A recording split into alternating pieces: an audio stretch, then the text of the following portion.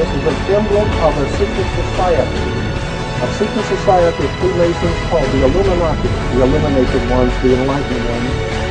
They they connected themselves to another group of Freemasons in France, in the south of France, referred to as the Thierry de Sion, French Grand Orient Temple Masons. And the 1776 at the bottom is 1776. A lot of people think it's because of the country being founded in 1776. It has nothing to do with that.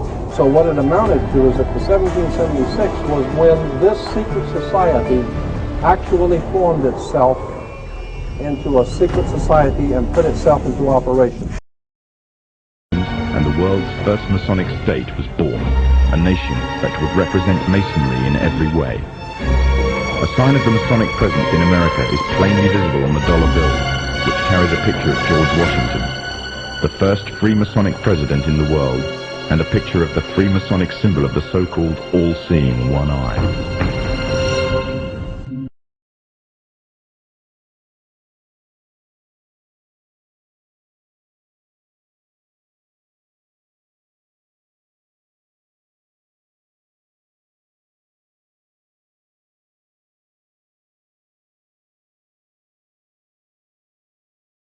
Nuit Corruptus, Novus Seclorum, and that was in 1774 that the Bavarian Illuminati drew up their plans for what they were going to do in America and how they were going to do it. They were the basis for what we call today in our country the Bavarian Illuminati was the basis for what we call today the Colombian faction. The Colombian faction of the Illuminati came here right after this government was formed, and that's where we get today Columbia Space Shuttle, Columbia Movies, Columbia Television, Columbia Records, everything, Columbia University. As a matter of fact, Columbia CBTV, Columbia Broadcasting System, CBS. What is the symbol for CBS? It's the all-seeing eye. And that's why our government is in the District of Columbia, because these guys own our government. They print our money, and they own not only the government, but they own you. You are their property. So, in other words, these guys print the money, they run the country, and they own you, and they own everything around it.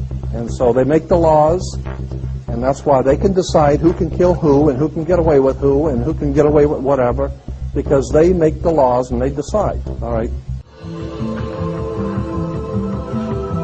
Iraq was the home of the very advanced culture, going back to 4000 BC down to around 2000 BC, of Sumer. Babylon was an ancient headquarters of this Illuminati.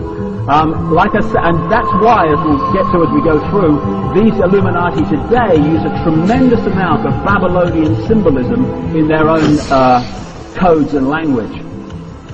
This is the area I'm talking about. Egypt came into it as well, but this area was crucial. These families exported themselves out into Europe, where they became the aristocracy of Europe and the royal families of Europe. When you go back to Babylon, you find that they worship the trinity of Nimrod, the father, who they symbolize as a fish, Minos Tamos, the son, Queen Semiramis.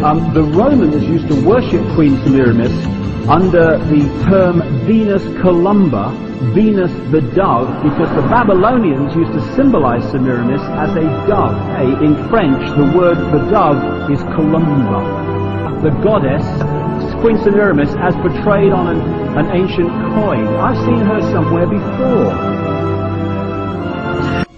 When I research these secret societies, I have found that at the very heart and core of all these secret societies lurks the Kabbalah. The Kabbalah is the ancient Jewish mysticism. It is a method of encoding information through a system of mathematics and numbers. It is some of the most ancient knowledge that man has ever possessed, and has been kept secret and given only to those who have proven themselves worthy through the process of initiation. Nobody knows where it comes from. I can tell you this, it was there long before the Jews came along. The Jews just took it and preserved it, and they passed it down, and it's used by everybody, because it's at the heart and core of the secret knowledge, the metaphysics, the real science that none of us know anything about.